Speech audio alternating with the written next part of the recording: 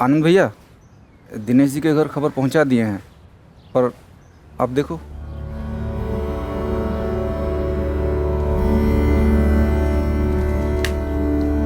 वासुदेव,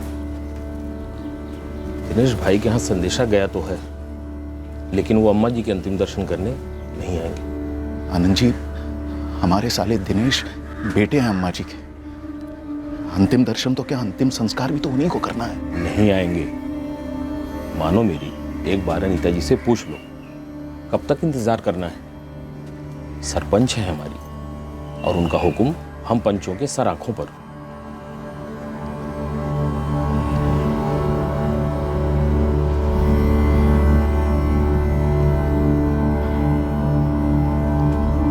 अनीता, दिनेश भाई के यहाँ संदेशा तो गया है, पर उनकी अब तक कोई खबर नहीं। आएंगे, इकलौते भाई हैं हमारे, अम्मा अब्बा का इकलौते बेटे। इंतजार करते हैं।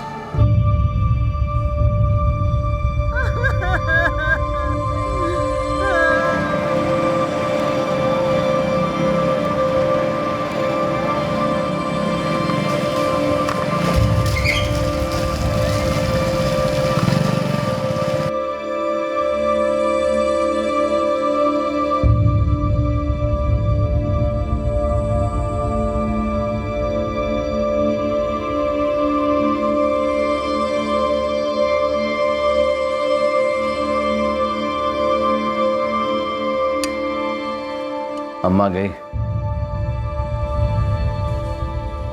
तो जा रहे हैं ना आप? क्यों जाए? ताकि अनीता और वासुदेव इज्जत उतारे हमारी, नीचे दिखाए हमें। आज के दिन ये सब भूल जाइए जी। अम्मा जी को अग्नि देना आपका धर्म है और हक भी।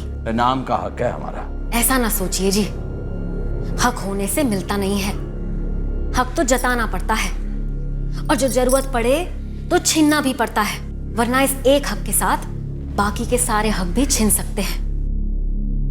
समझ रहे हैं ना आप हमारी बात? छत्तीसगढ़ के जगदीशपुर की निवासी नर्मदा साहू चल बसी थी, लेकिन उनका बेटा दिनेश साहू उनके अंतिम संस्कार में शरीक नहीं हो रहा था। दिनेश साहू के दिल में अपनी मां की मौत के दुख से ज्यादा अपनी बहन अनीता गौर के प्रति शिकवा था। इस शिकवे ने, इस गुस्से ने दिनेश साहू में एक बड़ा अजीब सा भय पैदा किया था। आखिरकार शिकवे का यह बीज बोया कब गया था, और अब सवाल यह था कि बैर और गुस्से का यह पेड़ कितना बड़ा होने जा रहा था।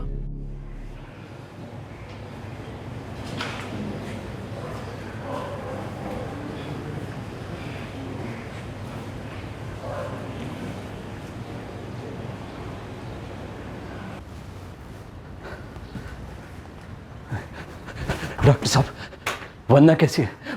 हमारा बच्चा? दिनेश जी लड़का हुआ है, लेकिन माफ कीजिए, हम वंदना जी को नहीं बचा पाए। ये नहीं हो सकता। देखिए, खून बहुत बह चुका था और खतरे के बारे में हम सबको पता ही था। आखिरकार सिजरिन यानी ऑपरेशन करना पड़ा।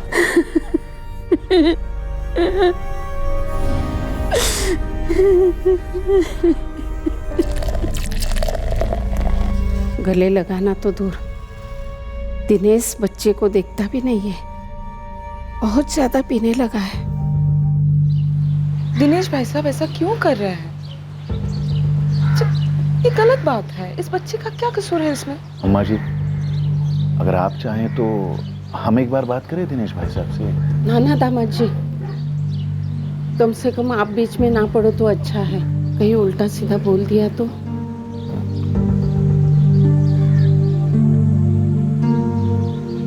नामकरण का क्या सोचा अम्मा? मैंने नाम सोच लिया, प्रसाद। प्रसाद साहू, मेरा पोता प्रसाद।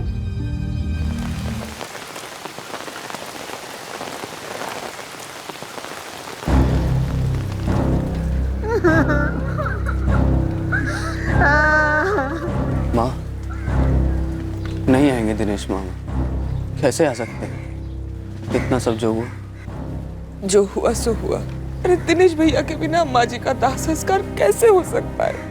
बाबा, माँ कह रही थी दादी माँ नहीं रही?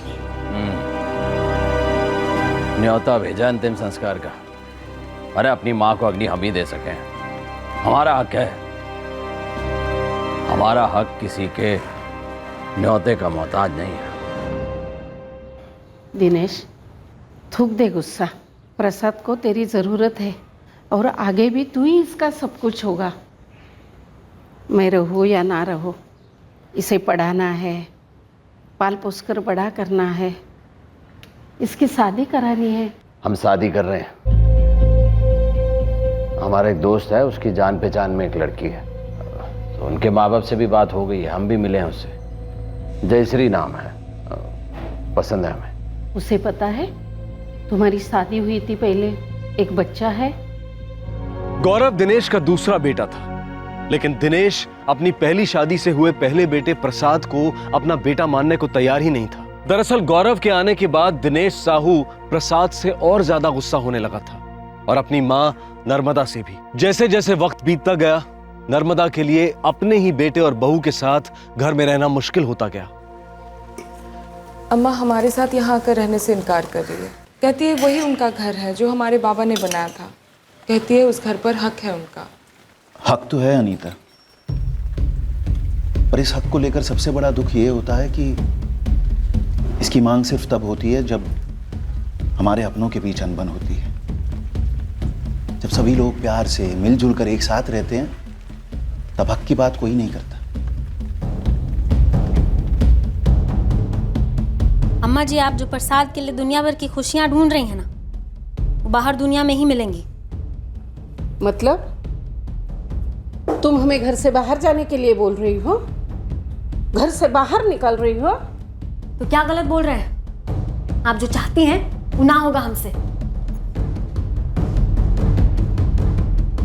जयश्री बिल्कुल सही कह रही है।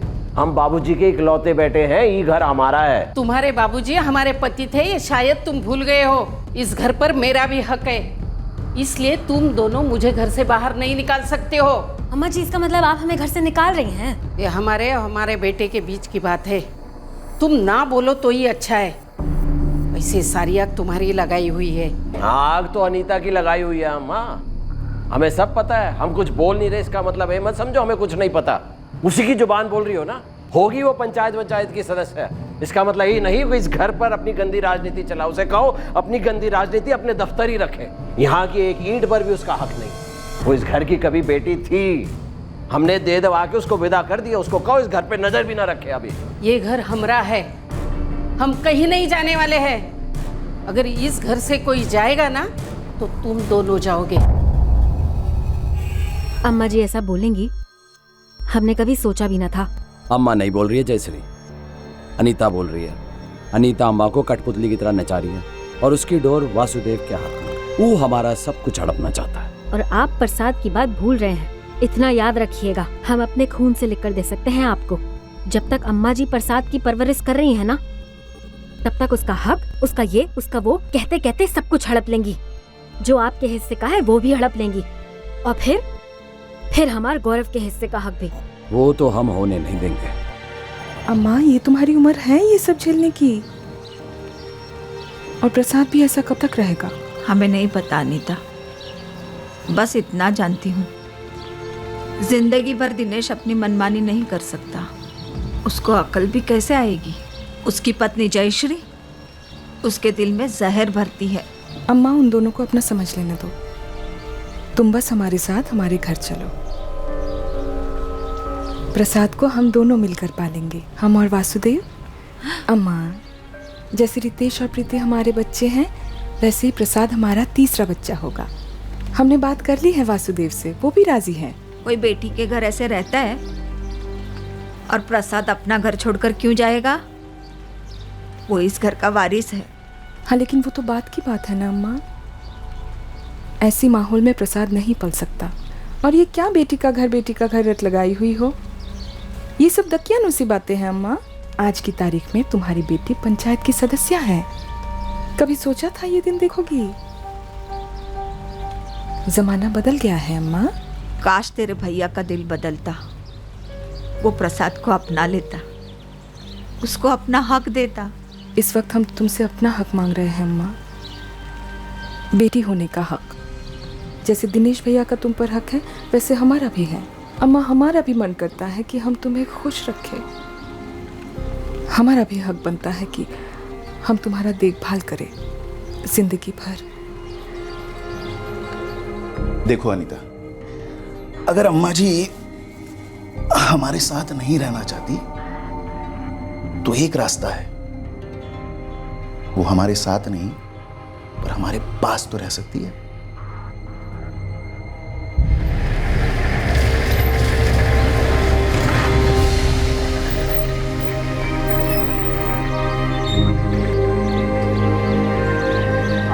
भाई सामान जरा उतार देना, लेकिन धीरे से। आइए अम्मा जी, आराम से हाथ दे दीजिए। अम्मा जी, हम एक ही घर में तो नहीं होंगे, फिर भी एक साथ ही रहेंगे। आप यहाँ से आवाज देंगी तो अनीता और मैं वहां सुन लेंगे। और हाँ, आजा बच्चा, ओए नहीं रोते नहीं। अम्मा जी, आज से प्रसाद हमारा तीसरा बच्चा रहेगा। वो आप ही के साथ, पर माँ बाप होंगे हम।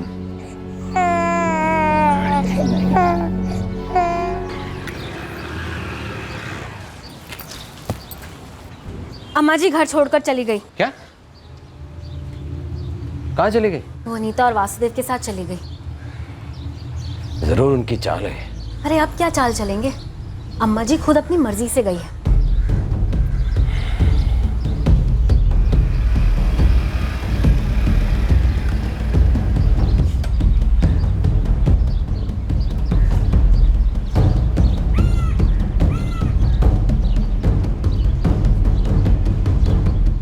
भाई दिनेश, मैंने सारे रिकॉर्ड 3-3 बार चेक किया है।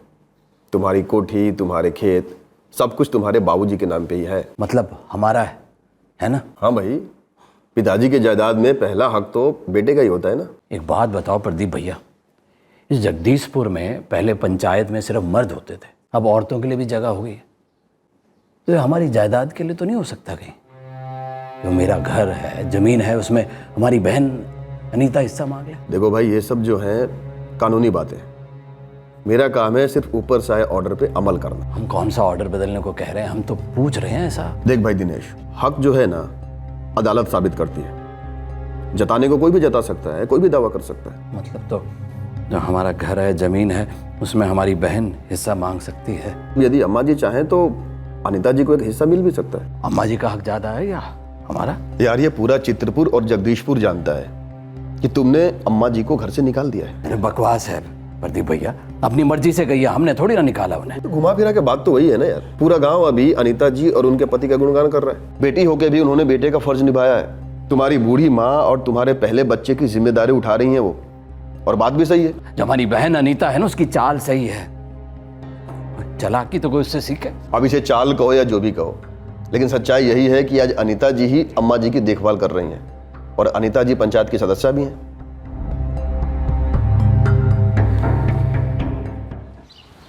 बिल्कुल नहीं। एक बार कह दिया ना तुम तीनों से, स्कूल जाते समय कोई कुल्फी नहीं खाएगा, आते समय सोचेंगे। लेकिन बाबा, आते समय तो पिस्ता वाली खत्म हो जाती है। बाबा, हम लोग स्कूल जाने से पहले ही कुल्फी खा लेंगे और मुंह भी पोंछ लेंगे। फूफा जी, पहले छोटी वाली कुल्फी लेंगे, फिर बड़ी वाली ले देना। अब तुम तीनों है ना, चुप रहो। छोटी वाली कुल्फी खानी है तुम तीनों को।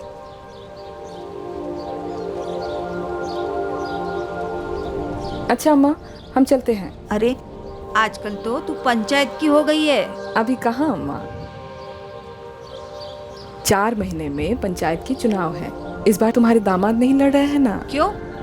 अरे इतना अच्छा काम कर रहे हैं, लोग इज्जत करते हैं। लेकिन उनको भी अपनी टीचरी पे ज्यादा ध्यान देना है, तो बोले अनीता इस बार तुम लड़ लो।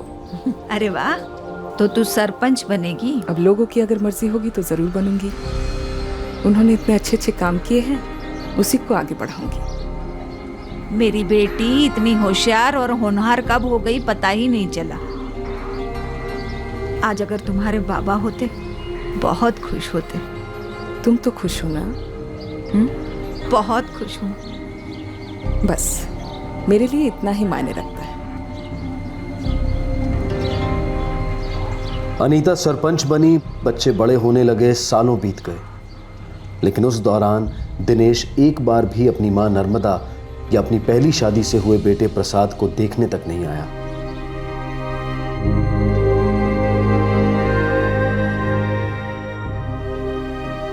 अनीता, अगर मैं यहीं से चली जाऊं तो मुझे कोई दुख नहीं होगा बेटी। खुशी खुशी चली जाऊंगी। क्यों ऐसी बातें करती हो? हैं? कुछ नहीं होगा तुम्हें, ठीक हो जाओगी अम्मा। लोग कहते हैं कि तू मेरा असली बेटा है, लेकिन मैं कहती हूँ हर माँ बाप को तेरी जैसी बेटी मिले। आप ठीक कह रही हैं। गांव में सभी कहते हैं बेटी हो तो अनीता जैसी। गांव का उद्धार एक तरफ और अम्मा जी का सम्मान एक तरफ।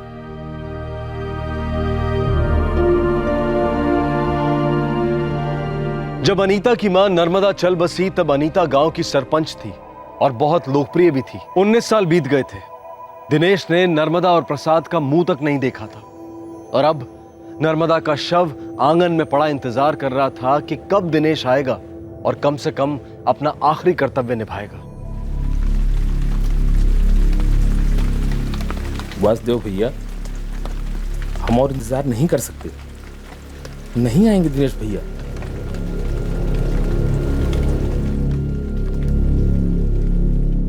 हम भी देखते हैं हमारे बिना अंतिम संस्कार कैसे होता है। अरे माँ की चिता को अग्नि देना बेटे का ही हक होता है। अरे हमार हक के बारे में कौन पूछ रहा है? 19 साल हो गए, एक बार भी कोई आया मिलने? उल्टा अम्मा जी की खबर भी किसी गांव वाले के हाथ भिजवा दी। देख लीजिएगा, अग्नि भी कोई और ही देगा। इकलौते बेटे हैं अम्मा बाबूजी के। बाबूजी को अग्नि हम ही दिए थे, अम्मा जी को अग्नि हम ही देंगे। हमारा अधिकार है, हमसे कोई छीन नहीं सकता।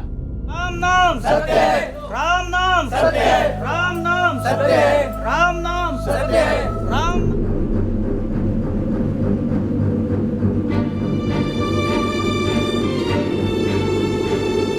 मृत्युंजय महादेवत्राय माम शरणागतम जन्म मृत्यु जरा व्याधि पीड़िते कर्म बंधने ही।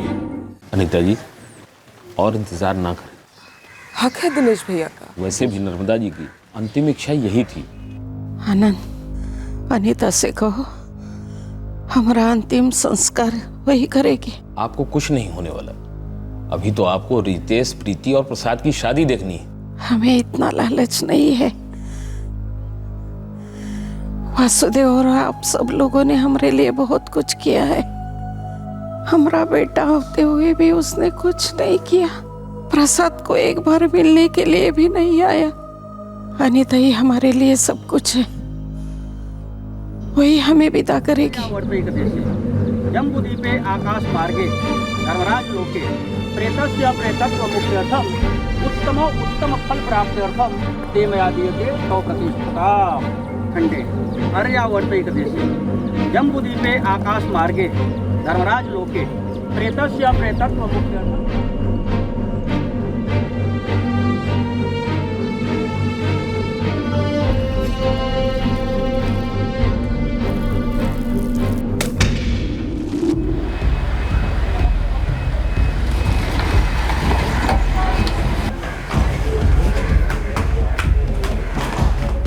दादी का अंतिम संस्कार हो गया।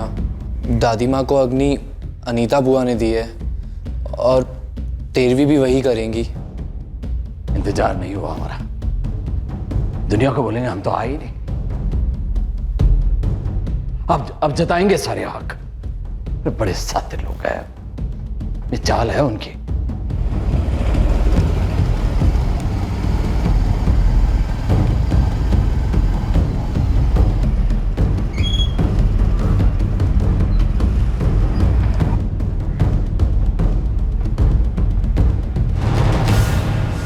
पिछले 19 सालों से तुम एक ही सवाल बार बार पूछते आ रहे हो कि बाबूजी की जायदाद की कागजात में कोई बदलाव हुआ है कि नहीं। जब अपना खून दुश्मन हो जाता है ना भैया, संभल कर चलना पड़ता है। संभल कर कहां तक जाओगे मेरे भाई? तुम्हारे बाबूजी को गुजरे हुए पूरे 30 साल हो चुके हैं और तुम्हारे माता जी को गुजरे हुए एक दिन भी पूरा नहीं हुआ है। कुछ भी नहीं बदला है, न कागजात न तुम। हमारी बहन बदल गई है, चालाक लोमड़ी। अगर सच में कुछ बदला है ना कि तुम्हारे अम्मा जी की जिंदगी बदल गई, खास करके उस दिन से जिस दिन से उन्होंने अनीता जी के साथ रहना शुरू किया है। अरे वो हमारी बहन की चाल थी और अब खुद ही क्रियाक्रम करके वो इंतजार कर रही थी, हम भी कर रहे थे। कितने संदेशे भेजे गए तुमको, आई नहीं तुम। लाश को घर में कब तक रखा जा सकता था भाई। और वैसे भी नर्मदा जी की आखिरी इच्छा थी कि उनका अंतिम संस्कार उनकी बेटी अनीता जी ही करे। अरे वो कहानी अनीता ने अम्मा जी को सिखाई थी ताकि बाबूजी की वसीयत में जो अम्मा का हिस्सा है वो उसे मिल जाए। ऐसा होता है ना? बताओ, ऐसा वो कर सकती है? करने को अनीता जी बहुत कुछ कर सकती हैं, लेकिन इस वक्त वो सिर्फ एक ही चीज कर रही हैं। तुम्हारे अम्मा जी की 13वीं की तैयारी, कल तीज नहाने की रस्म भी अदा होगी। अगर सरपंच अपनी पूरी ताकत लगाए तो कागज बदलवा सकती है ना, इस सही को गलत कर सकती है ना। तुम्हारी बहन सरपंच अनीता जी क्या सही करेंगी क्या गलत, ये उनकी जिंदगी है, मैं कुछ नहीं बोल सकता। मैं सिर्फ इतना बोल सकता हूं कि तुम सही जिंदगी नहीं जी रहे हो मेरे भाई।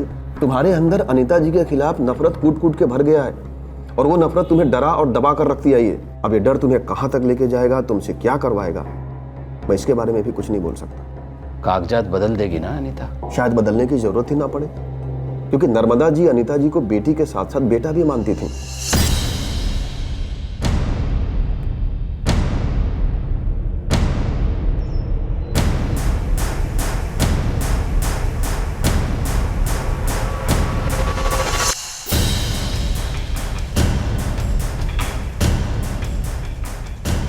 तीसरे दिन की रस्म को पूरा करने घर के सभी पुरुष निकल पड़े। वो नर्मदा साहू की अस्थियां विसर्जन करने जा रहे थे। दूसरी तरफ घर की औरतें अलग से तालाब के लिए निकल रही थीं। ऊपर से सब कुछ सामान्य लग रहा था, पर हवा तंग थी, मानो कुछ होने वाला था। वो लोग अस्थियां बहाने जा रहे हैं, आप जा रहे हो? आज तो काफी कुछ भरेगा।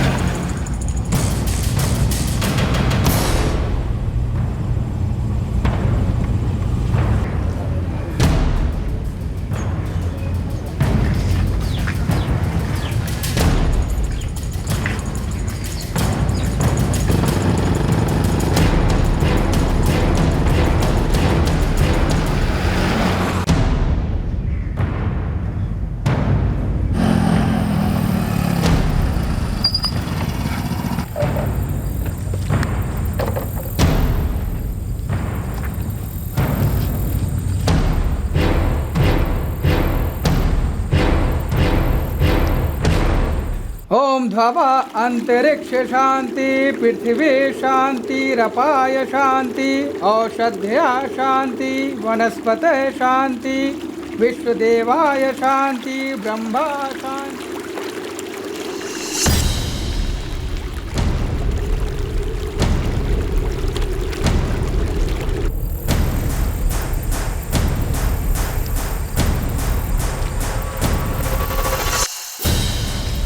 हो रही अनीता, देख देख, सबसे आगे जा।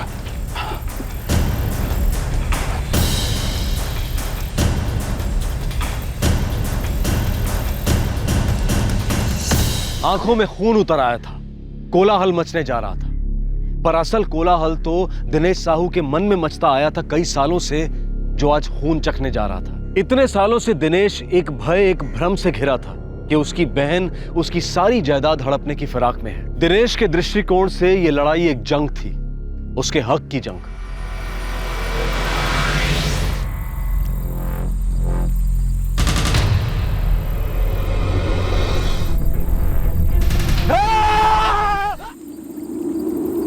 वासुदेव भैया, वासुदेव भैया, वासुदेव भैया, भैया भैया जल्दी चलिए, वहाँ सरपंच जी पे हमला हुआ है। क्या? किसने किया हमला? वो बाकी औरतों के साथ यहाँ पे आने के लिए निकली थी, तभी दिनेश भैया उनके लड़के गौरव ने कुल्हाड़ी से वार कर दिया। चाकू भी था, बहुत खून बह रहा है सरपंच जी का।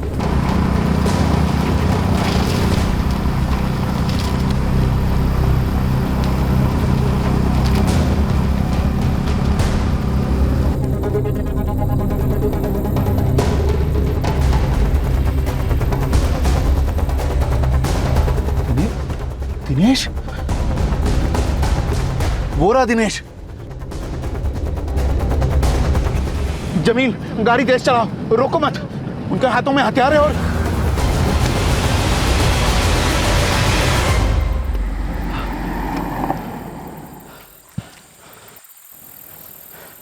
बेटा निकलना होगा, यहाँ रुक नहीं सकते।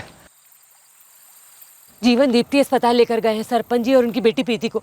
साहब बहुत बेरहमी से काटा, बहुत खून बह रहा था। अब सभी ने देखा हमलावरों को? साहब सरपंच जी का भाई दिनेश और उसका बेटा गौरव था। दिनेश के हाथ में कुल्हाड़ी थी और गौरव के हाथ में चाकू था साहब। हम तो तालाब की तरफ जा रहे थे साहब, पता नहीं कहां से अचानक बाप और बेटे आ गए। ना कुछ बोला ना कुछ कहा, सीधे हमला कर दिया अनीता जी पर। अनीता और प्रीति कहाँ है? जीवन दीप्ति अस्पताल लेकर गए हैं दोनों को। लेकिन आप वासुदेव गौर, अनीता गौर के पति? जी साहब, ये दिनेश और गौरव ने हम पर भी हमला किया। वो हमारे लिए घात लगाए बैठे थे रास्ते पर हथियार लेकर। जब हमने गाड़ी नहीं रोकी तो गाड़ी पर भी पथराव किया उन लोगों ने। कहाँ हुआ पथराव? ये इसी रास्ते पर। ना भाई, जंगल में फैल जाते हैं इससे पहले कि वो लोग इलाका पार कर जाए। और सर मैं एक टीम दिनेश साहू के घर भेज देता हूँ, शायद वहाँ से कहीं और भागने का प्लान हो उसका। मूव।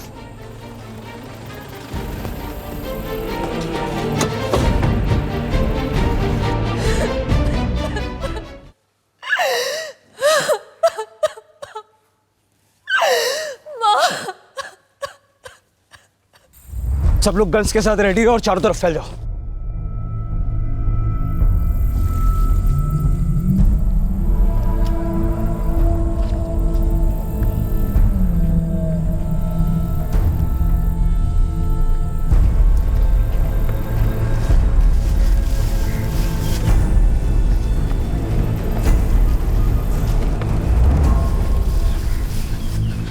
प्रीति, प्रीति, बाबा, प्रीति कहाँ है तुम्हारी माँ? कैसी है वो? प्रीति बोलना, कैसी है तुम्हारी माँ? बाबा, माँ अब नहीं रही बाबा, उन लोगों ने माँ को मार दिया।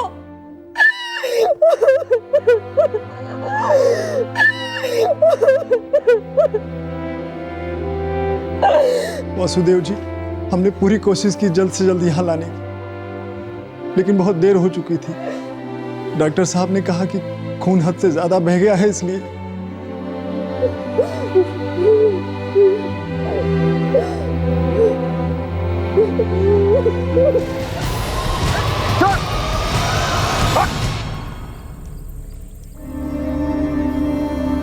दिनेश साहू, तुम दोनों अपने मकसद में कामयाब हो गए हो।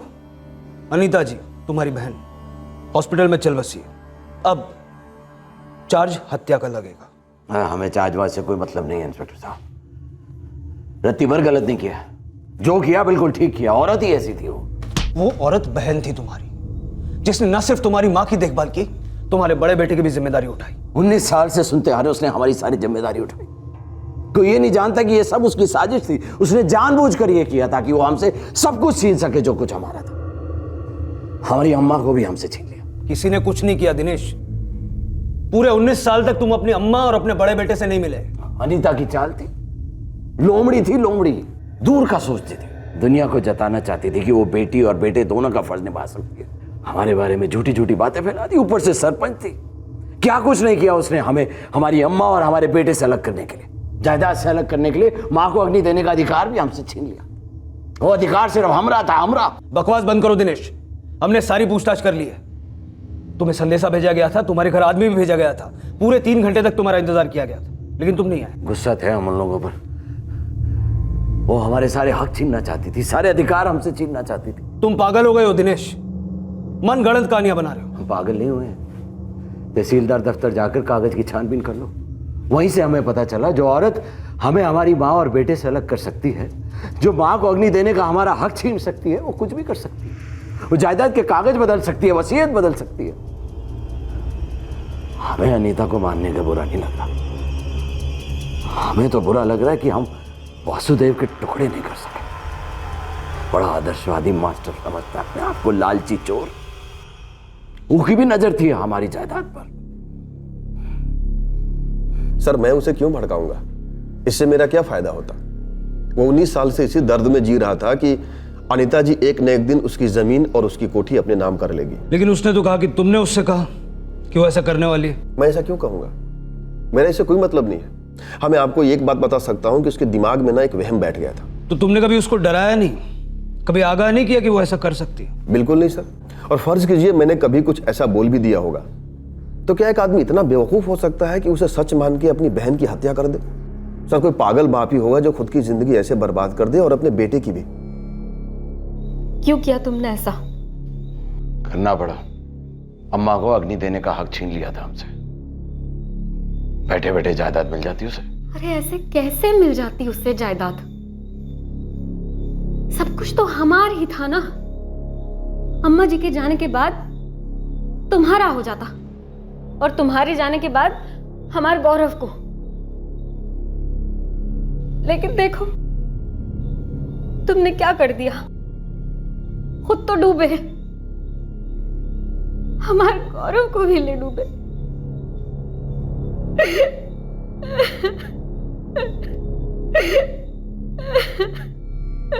दिनेश साहू और उसके बेटे गौरव साहू को आईपीसी की धारा 302 के तहत कत्ल के इल्जाम में गिरफ्तार किया गया है। इस वक्त दोनों न्यायिक हिरासत में हैं। इस हत्याकांड ने सारे गांव को झकझोर कर रख दिया।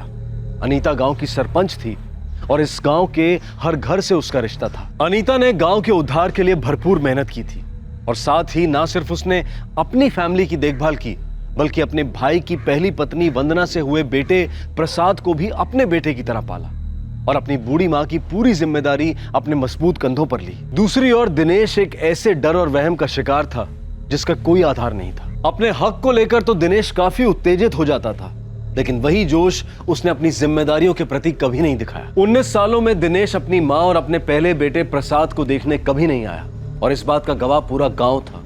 और अब इतना बड़ा संगीन जुर्म करने के बाद उसे कोई पछतावा भी नहीं था। बड़े दुख की बात है कि अनीता गौर को इस तरह अपने भाई के हाथों अपनी जान गंवानी पड़ी। पारिवारिक रिश्तों में आपसी गिले शिकवे, गुस्सा, जलन, मनमुटाव, ये सारी भावनाएं लंबे अरसे तक छुपाई जा सकती हैं। ये भावनाएं आपको ऐसी यातनाएं दे सकती हैं कि जिनके सामने बाहर की दुनिया द्वारा दिया गया दर्द, तकलीफ, टेंशन बहुत ही फीका लगने लगता है। अक्सर हमारे प्रोफेशनल फील्ड के उतार चढ़ाव या वहां के लोगों के साथ अनबन का सामना करना आसान होता है, लेकिन पारिवारिक झगड़ों को सहन करना असहाय हो जाता है। पर ऐसा क्यों होता है?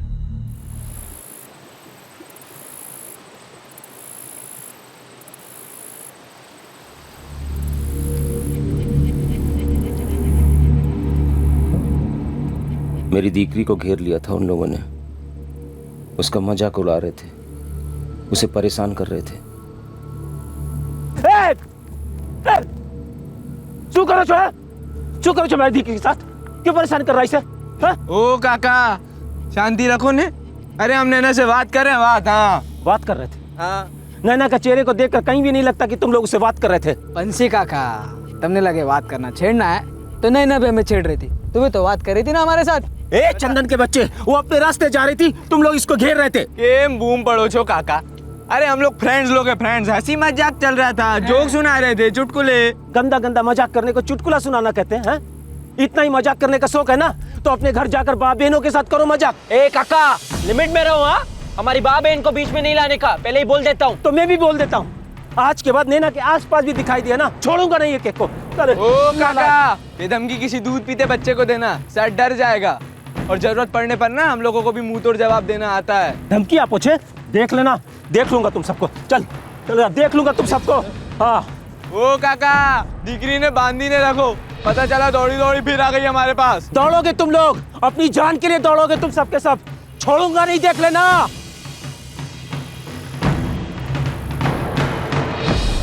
सब वो तीनों लफंगे मेरी दीकरी नैना को छेड़ रहे थे।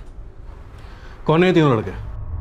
एक तो छे वरुण मिस्त्री, एनो मोटो भाई अतुल मिस्त्री, अने एनो काकानो दीकरो चंदन मिस्त्री।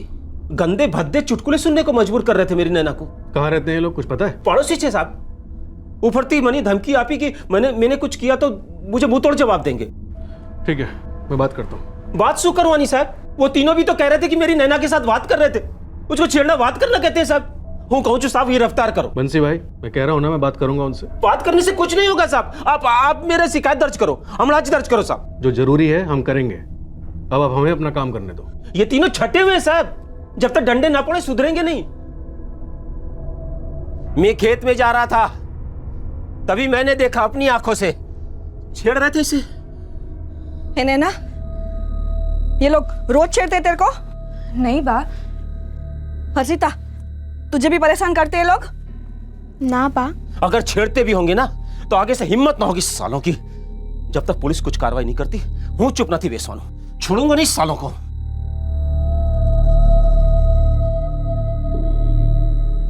मानी सगुन साहब, हमसे बात कर रहे थे नैना से। बेटा, अगर सिर्फ बात कर रहे थे तो लड़की का बापू यहाँ पर आके तुम्हारे खिलाफ एनसी नहीं लिखवाता।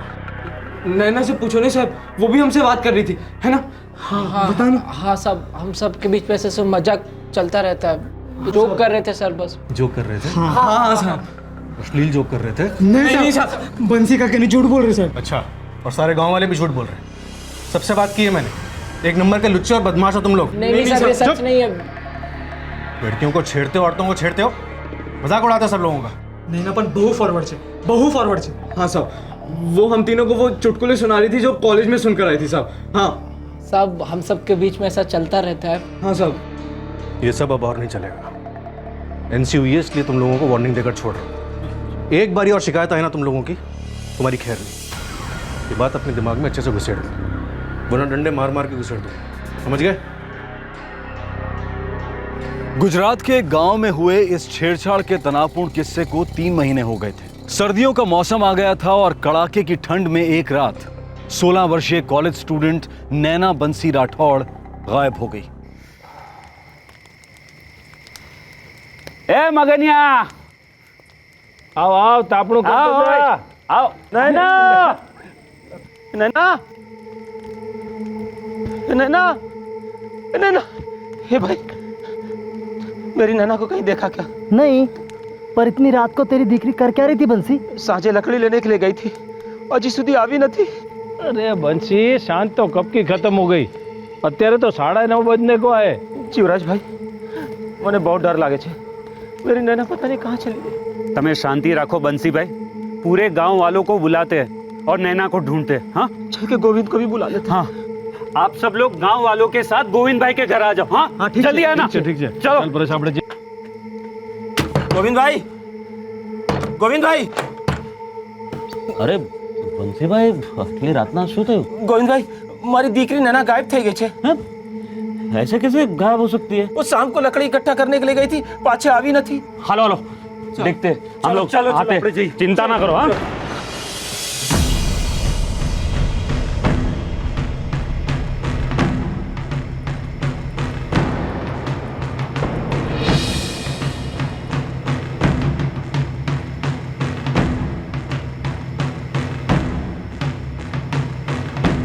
नैना, नैना, नैना, नैना। જીવરાજભાઈ, બંસીભાઈ, આપણે ઘરે ઘર જઈને જોવું જોઈએ। हो सकता है शायद किसी के घर में हो। पर गोविंद भाई, लड़की इतनी रात गए, किसी के घर क्यों गई होगी? मतलब शू खबर, चक्कर बक्कर आया हो, गिर गए हो कहीं? हाँ, शू को जो आप पूछो तो घर घर जाके देखते हैं। हाँ हाँ हाँ बंसी भाई, चलो।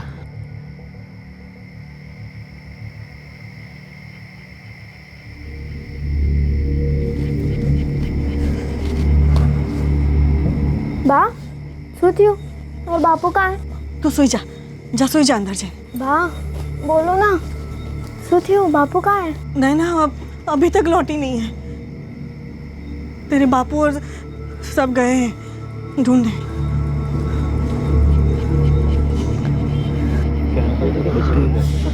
गांव के हर गली हर घर में ढूंढ लिया, पर क्या ही नहीं देखा थे।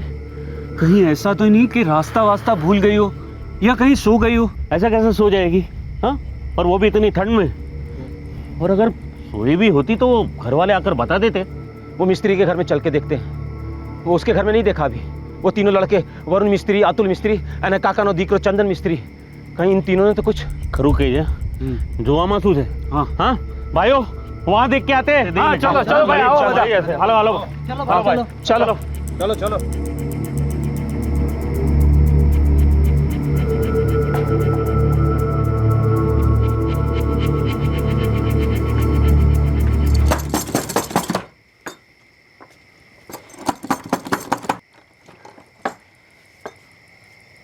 શું થયું? મારી દીકરી નૈના કાં છે હિતેશભાઈ? નૈના? હા, મને શું ખબર? તમારો છોકરો કાં હે? वो जहाँ भी है, तारे शू? મારી નૈના ગાયબ છે હિતેશભાઈ।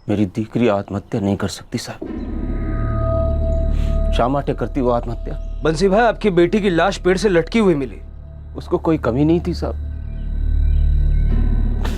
बहुत खुश थी, सभी लड़कियों की तरह थी मेरी नैना। तो वो आत्महत्या क्यों करती साहब? सिर्फ 16 साल की तो थी। लाकड़ा लेने गई थी साहब, आत्महत्या का तो सवाल ही नहीं होता। नैना ने आपसे कुछ कहा था? किसी बात को लेकर परेशान थी वो? हम लोग गरीब जरूर है साहब, पर इज्जत की जिंदगी जीते, मुश्किलों के सामने घुटने नहीं टेक देते। मैं दावे के साथ कहती हूँ, मेरी नहीं ना आत्महत्या कर ही नहीं सकती। उसका खून हुआ है साहब, मार डाला है उसे। आपका मतलब है कि आपकी बेटी को मारने के बाद पेड़ से लटकाया गया? वो मुझे नहीं पता साहब, लेकिन मुझे इतना पता है कि मेरी बेटी बहुत बहादुर थी, वो आत्महत्या नहीं कर सकती साहब। तमने कोई पर शंका है? वही तीनों लफंगे और साहब ने तो बद्दू खबर छे। कौन तीन? पड़ोस में रहे साहब, हितेश मिस्त्री का बेटा वरुण मिस्त्री, अतुल मिस्त्री, उसके चाचा का लड़का वो चंदन मिस्त्री। हाँ सर, 3-4 महीने पहले इन्होंने एनसी दर्ज करवाई थी इन तीनों के खिलाफ। क्यों? नैना को छेड़ते थे वो तीनों। उठो, अब भी उठो। मेरा दिखरा ऐसा कर ही नहीं सकता साहब यकीन मुझे पता भी नहीं था कल शाम नैना कहाँ थी। साहब हमने कुछ नहीं किया साहब, हमने कुछ नहीं किया। मैंने कहा था इन लोगों से 3 महीने पहले कहा था सुधर जाओ, ये तो बहुत डंडे पड़े। क्यों कोचो साहब, मैंने तो कमरे से नहीं साहब। ये तीनों नैना को छेड़ते थे, इनके खिलाफ एनसी दर्ज हुई और तुम लोगों को पता तक नहीं है। ऐसे परवरिश करते अपने लड़कों की। मेरा छोकरा बेकसूर है, उसने कुछ नहीं किया है, वो बेकसूर है साहब, छोड़ दो साहब, छोड़ दो।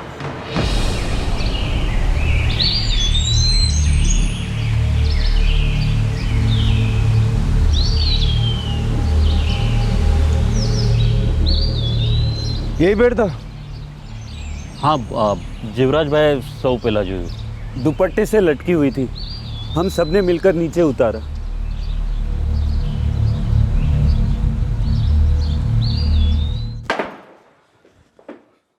सिर्फ बोलना काफी नहीं होगा, सच्चे सचो बोली ना को, नहीं तो पछिया बोल। सोलन खाऊचू साहब, हम लोगों ने कुछ नहीं किया साहब। हाँ साहब, हम कल शाम नैना से मिले तक नहीं थे। बंसी का काम पर खुन्नस खाते हैं, इसलिए वो भड़ास निकाल रहे हैं साहब। मैंने बोला था तुम तीनों को, एक और शिकायत आई तो डंडे ही डंडे पड़ेंगे। साहब हमने कुछ नहीं किया, हमें तो पता भी नहीं था कि उसकी लाश कहाँ मिली। बेटा रुकने नहीं चाहिए, इनको समझ आना चाहिए कि किसी लड़की को छेड़ना और फिर उसकी जान लेना, उसको मार डालना, ये नहीं चलेगा, बिल्कुल नहीं चलेगा।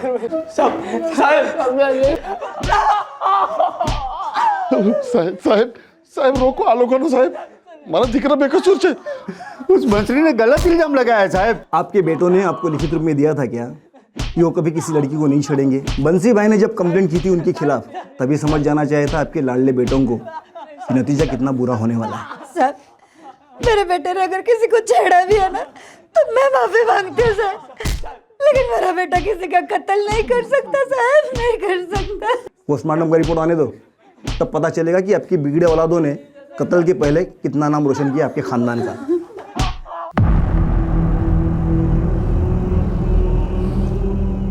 बंसी भाई, उन्हें उनके किए की सजा मिलेगी जरूर। उससे क्या होगा गोविंद, हमारी नैना पाछी तक नहीं आवे ने। बा, नैना दीदी कह रही गई थी शाम को चूल्हा में लाकड़ा खत्म થઈ गया था। मैंने कहा नैना जल्दी से जाके लाकड़ा लेके आ। मुझे थोड़ी खबर थी ये सब हो जाएगा। इन लड़कों ने गांव के नाक में दम करके रखा है। मैंने एक नहीं कई दफा हितेश भाई और भावेश भाई को समझाने की कोशिश की कि लड़के हाथ से निकल रहे हैं, लगाम डालो, अंकुश रखो, पर मारी बात कोई सामने तब ना। पढ़ा तो हद भी पार हो गई भाई, गांव की लड़की का जंगल तक पीछा करो और फिर पता नहीं क्या क्या किया होगा मारने से पहले।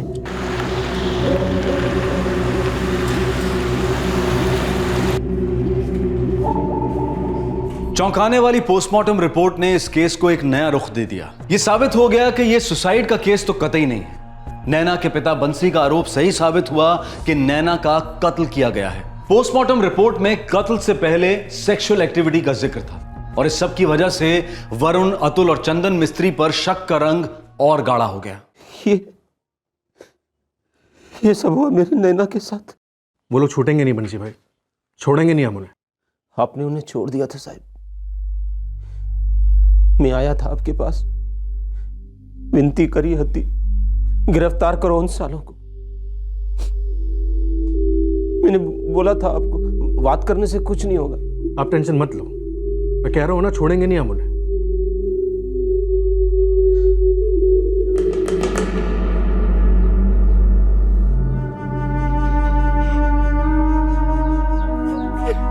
गोविंद भाई, મને પહેલાથી લાગતું હતું કે उन कमीनों ने उस बेचारी के साथ कुछ उल्टा सीधा किया होगा। मैं उन्हें सजा तो दिलवा के रहूंगा।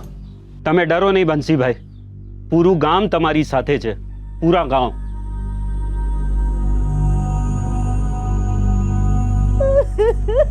वरुण और अतुल ऐसा कर ही नहीं सकते। लेकिन पुलिस कह रही है हमारे जिक्रों ने नैना के साथ। मैं तो बता भी नहीं सकता, गांव वाले हमारा जीना आराम कर देंगे। હું માનું છું कि चंदन थोड़ा गैर जिम्मेदार है, पूरा दिन मजाक मस्ती करता रहता है, लेकिन वो कभी ऐसा कुछ नहीं कर सकता है। पुलिस वाले कह रहे हैं कि इन तीनों ने नैना के साथ। क्या बोले, क्या करें, कहीं समझातू नहीं।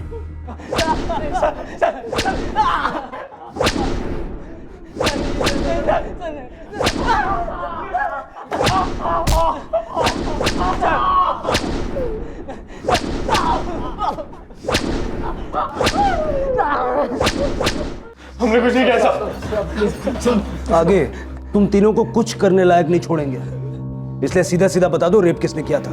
जल्दी बोलो।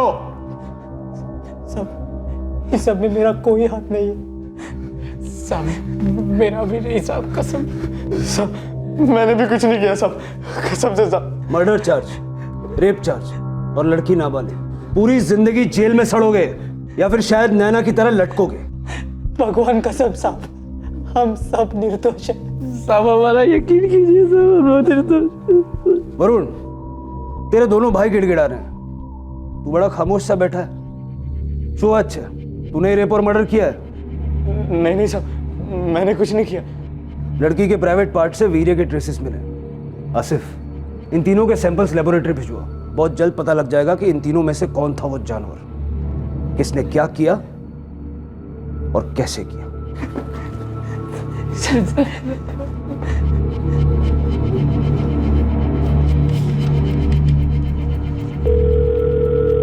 हेलो इंस्पेक्टर साहब, डॉक्टर मेहता बोलो छू। कुछ नया मिला? नया तो है, जो पहले सर्च में रह गया था। शू डॉक्टर साहब? मैं विक्टिम के कपड़े घनश्याम हवालदार को दे रहा था, तब स्वेटर में से मुझे कुछ मिला।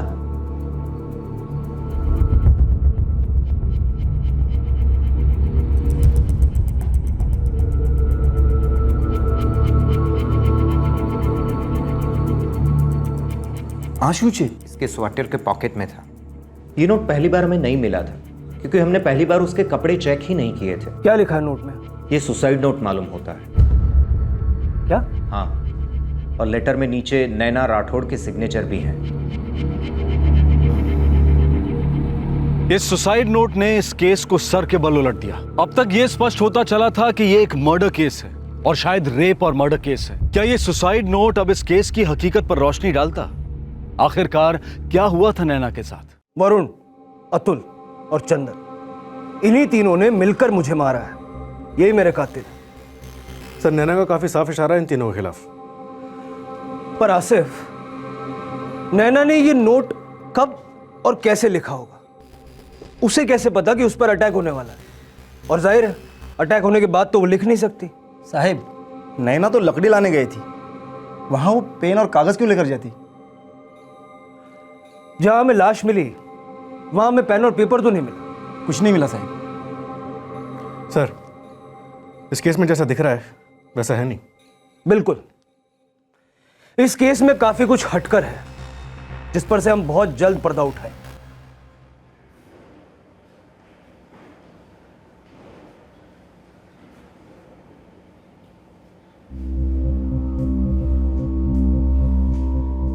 आसिफ, 21 जनवरी को नैना गायब हुई और उसकी मां का कहना है कि वो शाम को 6 बजे लकड़ी लेने के लिए गई थी। शाम को उसका बापू घर लौटता और देखता बेटी अभी तक वापस नहीं आई है और वो उसको ढूंढने के लिए निकल पड़ता है। फिर वो सारे गांव को इकट्ठा करता है और सब लोग उसको ढूंढने के लिए निकल पड़ते हैं। गांव के एक घर की तलाशी ली जाती है, ऐसा गांव वालों ने अपने बयान में बताया, जिसमें मिस्त्री परिवार के घर की भी तलाशी होती है। भावेश और हितेश मिस्त्री, जिनके बेटे हैं आरोपी वरुण, अतुल और चंदन। सारे गांव वाले इकट्ठे होकर जंगल में पहुंचते उसके बाद और देखते हैं नैना की लाश पेड़ से लटकी हुई है। आसिफ, अगर इन 3 लड़कों ने यह कांड किया है, उन्होंने जंगल में किया होगा और फिर घर वापस आ गए होंगे। सर, बंसी राठौड़ ने रात 9:30 बजे गांव वालों को चिल्लाकर बुलाया था, ऐसा युवराज ने अपने बयान में बताया। हे भाई, मेरी नैना को कहीं देखा क्या? अरे बंसी, शांत तो कब की खत्म हो गई, અત્યારે तो 9:30 बजने को आए। आसिफ, नैना ऐसी चिट्ठी कैसे लिख सकती है कि वरुण, अतुल और चंदन उसके हत्यारे हैं? सर, हो सकता है चिट्ठी किसी और ने लिखी और उसे कपड़ों में डाल दी हो। जब गांव वाले उसे ढूंढ रहे थे तो उन्हें लाश मिली, फिर वो लाश को नीचे ले आए। जब लाश नीचे लाई जा रही थी, क्या तब किसी ने ये चिट्ठी नैना के कपड़ों में छुपा दी होगी? या फिर ये चिट्ठी पहले से कपड़ों में मौजूद थी? सर, शायद ये कांड किसी और ने किया है, लेकिन इल्जाम इन 3 लड़कों पे लगा रहा है। लेकिन आसिफ, पोस्टमार्टम की रिपोर्ट से 2 सच तो साबित होते हैं। पहला ये कि ये सुसाइड नहीं था, ये कत्ल था, और दूसरा, कत्ल के पहले सेक्स हुआ।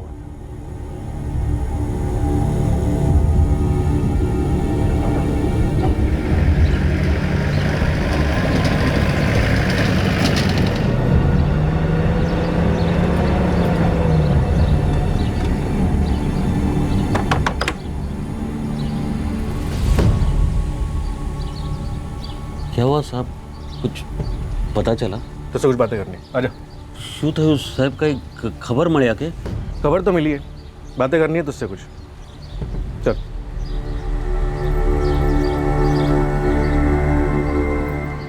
मैं कुछ समझा नहीं साहब। सीधो सवाल छे बंसी, गोविंद से तुम्हारी अच्छी बनती है? हाँ। बंसी भाई और अल्पाबेन, आप दोनों हमारे साथ चलो।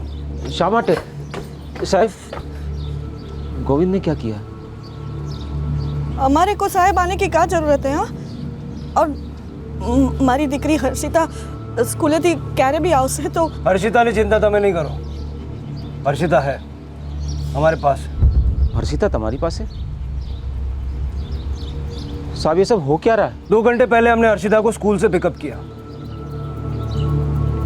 हर्षिता, आज आपको किस किस सब्जेक्ट में होमवर्क मिला?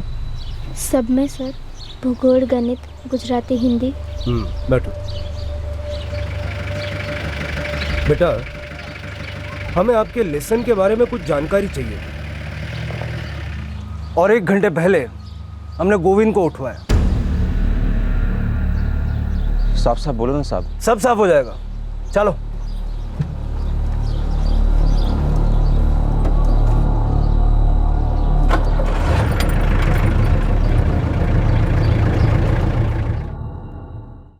बंसी और अल्पा, नैना के कातिल तुम दोनों। તમે પાગલ થઈ ગયો છો સાહેબ? अपनी दीकरी का कत्ल हम करेंगे? तुम्हारी चोरी और चालाकी पकड़ी गई है। तुम लोगों ने सब कुछ इस तरह से प्लान किया जिससे ये लगे कि ये कत्ल है, और जिसे अंजाम उन 3 लड़कों ने दिया, चंदन, वरुण और अतुल। लेकिन ये ढोंग कुछ ज्यादा ही कर दिया तुम दोनों ने। बच्ची के स्वेटर में एक चिट्ठी डाल दी। इतनी समझदारी दिखाने के बाद ये बेवकूफी कर दी। आसूच है, इसमें लिखा है वरुण, अतुल और चंदन, इन्हीं तीनों ने मिलकर मुझे मारा है, यही मेरे कातिल है। अब नैना तो ये चिट्ठी लिख नहीं सकती, ये भी कोई पूछवानी बात है सर। तो पूछवानी बात ये है, ये चिट्ठी किसने लिखी? मने नहीं खबर साहब। सर, हमारी हिंदी ने लेसन बुक है।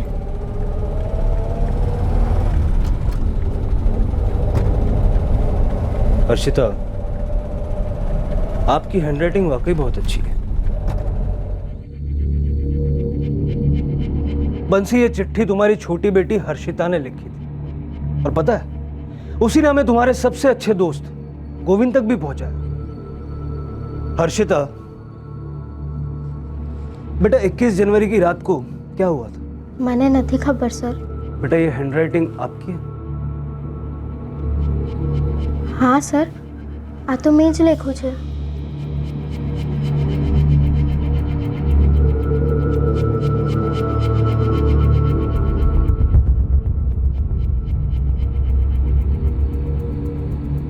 બા, નૈના દીદી ક્યાં ગઈ છે? તું જલ્દી રોટલી ખાઈ લે પછી સૂઈ જા. કેટલી ઠંડી છે ને. लाकड़ा लेवा गई है. मुझे भी जाना था लाकड़ा लेने. तो फिर कभी जाना. हाँ, अभी जल्दी खा के सो जा.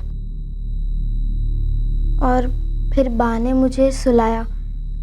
खेलने के बाद मैं बहुत थक गई थी, इसलिए फिर मैं जल्दी सो गई. बेटा फिर ये चिट्ठी कब लिखी? सोने से पहले. और किसने लिखवाई? बापू ने.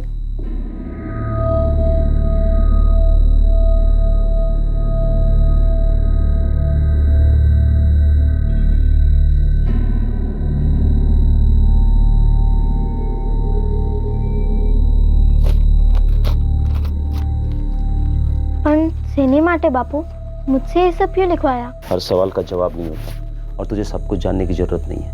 चल हमारा सुई जा. हाँ?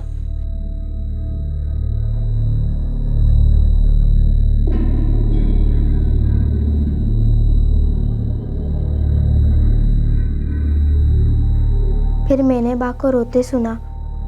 जब मैं बाहर आई तो बा ने कहा कि नैना दीदी अब तक लौटी नहीं. बा, सोती हूँ. और बापू कहाँ है? तो सोई जा. जा सोई जा अंदर जा. थैंक यू बेटा. अब आप आंटी के साथ जाकर दूसरे कमरे में बैठिए. आपके लिए कुछ अच्छा सा नाश्ता भिजवाते हैं, ठीक है? हर्षिता गेली थे गे सर. मैंने उसे कुछ भी नहीं लिखाया. बस भी करो बंसी.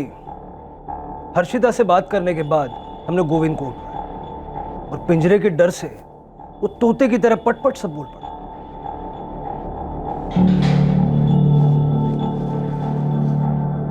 बोले ना साहब, शू बात है? कोई कुछ बोल ही नहीं रहा है. कब से बंद करके रखा है यहाँ. पहले तो तू बताएगा कि 21 की शाम को क्या हुआ था. तू बोलेगा कि नैना कैसे मरी थी. साहब आपसे कोई भूल चूक हो गई साहब. साहब अच्छे को साहब, मैं तो नैना को ढूंढने में मदद कर रहा था साहब. सीधे सीधे बोलेगा या डंडा डाल के हलक से आवाज निकाले. अच्छे को साहब, वो मैंने खुद में कुछ नहीं किया साहब. किसने किया गोविंद? साहब सब सब सब पौने 6 बजे वो बंसी भाई साहब मेरे घर पे आए थे साहब.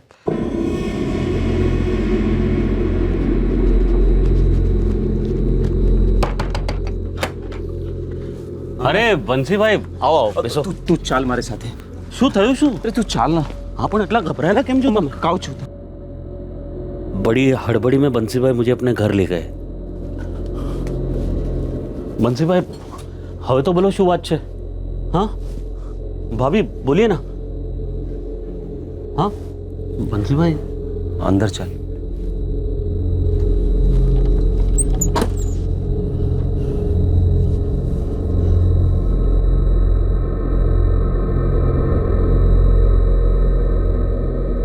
कौन से? फिर वो हर्षिता सो गई ना, उनकी छोटी बेटी, तो रात को फिर मैं और वो बंसी भाई लाश को बाहर लेकर. बंसी दोस्त है मेरा साहब, और उसी ने अपनी बेटी को खत्म कर दिया. मैंने मदद की सिर्फ दोस्त बन के. और साहब वो बंसी का ही योजना थी कि ऐसा लगे कि वो खून वो तीनों ने किया साहब. और तुम्हारा प्लान फेल हो गया. अगर तुमने वो चिट्ठी नहीं लिखवाई होती ना तो हम लोग कुछ दिन इधर उधर भटकते, लेकिन आते तुम्हारे ही दरवाजे पर. ऐसा भी क्या हुआ था बंसी जो तुमने अपने ही खून की जान ले ली? अल्पा बहन चलो तुम्हें बोलो बोलो. सीधे तरीके से बोलोगे या अपने तरीके से उगलवाऊं?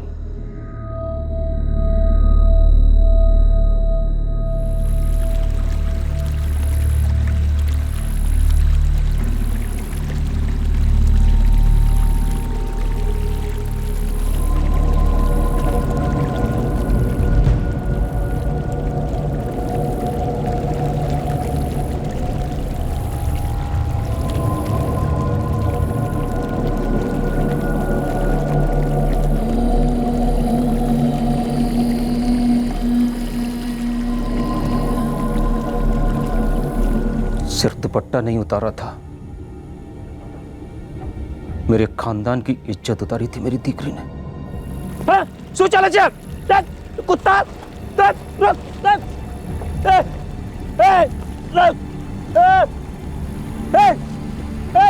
रुक जा, उतरे।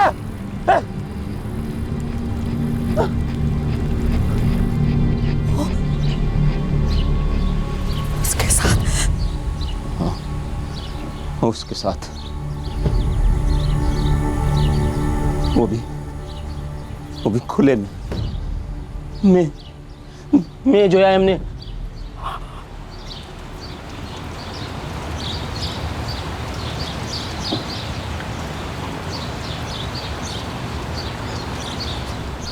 मुझे तो लगता था लड़का नहीं हो तो क्या हुआ, लड़का लड़की एक अच्छे, लेकिन आज मुझे लगता है कि लड़की होनी नहीं चाहिए जो अपनी मर्यादा का ध्यान न रख सके। मर्यादा सोच है बापू, आप लोगों की सोच की मर्यादा छोटी है। जब उस दिन आपने इतना बड़ा हंगामा किया, हम लोग सिर्फ बात कर रहे थे, हंसी मजाक कर रहे थे, मेरा और वरुण का प्रेम कई दिनों से, लेकिन आपने उस दिन देख लिया तो डर ही गई।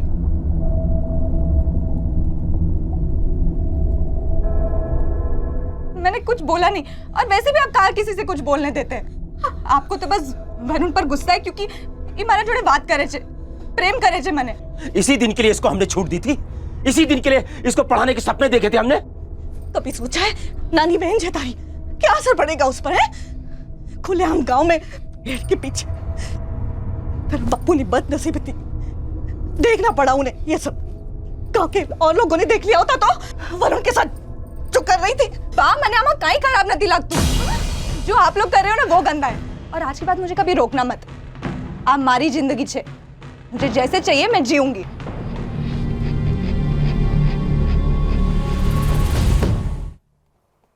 हाँ साहब, हमने नैना को मार डाला, मर्यादा का उल्लंघन किया था उसने। किसी की जान लेना मर्यादा का उल्लंघन नहीं है,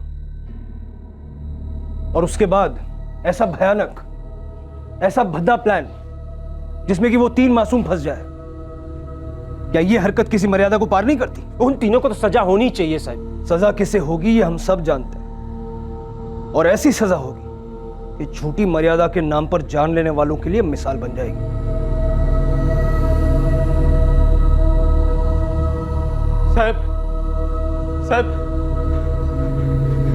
साहब मैंने कुछ नहीं किया साहब मैंने कुछ नहीं किया साहब मैंने कुछ नहीं किया साहब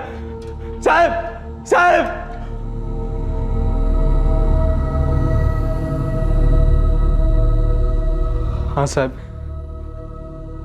खेत में पेड़ के पीछे मैं था नैना के साथ, हमारे बीच संबंध भी हुए थे, लेकिन मैंने उसका कत्ल नहीं किया साहब। मैं प्रेम करता था उससे साहब, प्रेम करता था मैं उससे। मैं जानता हूं वरुण, नैना का खून उसके माँ बाप ने किया है। तुम्हें पहले ही बता देना चाहिए था कि नैना के बाप ने तुम्हें और नैना को रंगे हाथों पकड़ लिया था।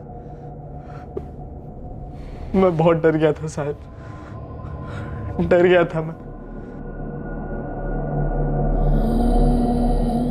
हर्षिता राठौड़ को उसके मामा को सौंप दिया गया है।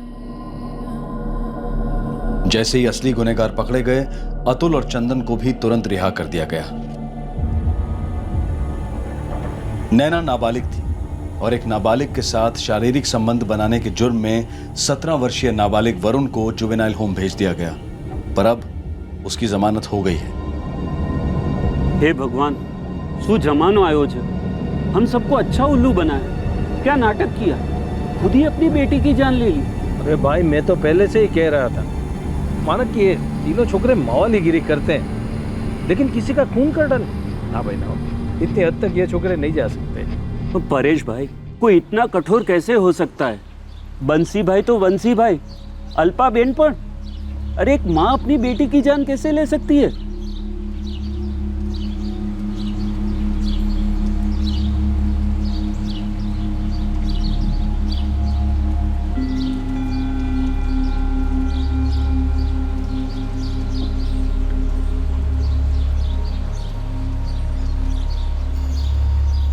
बंसी राठौड़, उसकी पत्नी अल्पा और बंसी के दोस्त गोविंद को आईपीसी की धारा 302 के तहत हत्या के लिए, धारा 177 के तहत झूठी इंफॉर्मेशन देने के लिए और धारा 201 के तहत सबूत मिटाने के लिए गिरफ्तार किया गया है।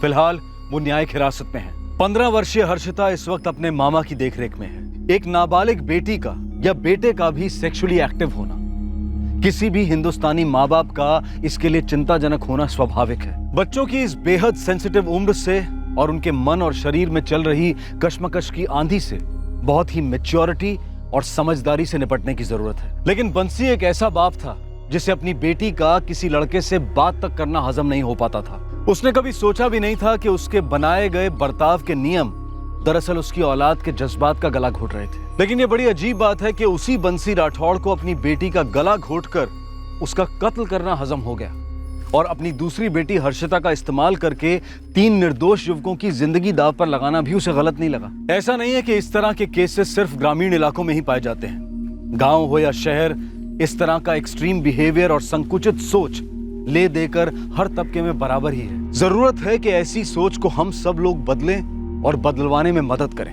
आपसे फिर मुलाकात होगी क्राइम पेट्रोल सतर्क में एक और नए केस के साथ। तब तक अपना ख्याल रखें, सुरक्षित रहें, स्वस्थ रहें और याद रखें, सही वक्त, सही कदम, सतर्क रहें। जय हिंद। इस तरह के और भी एपिसोड देखने के लिए हमारे चैनल को सब्सक्राइब करें और बेल आइकन दबाना ना भूलें।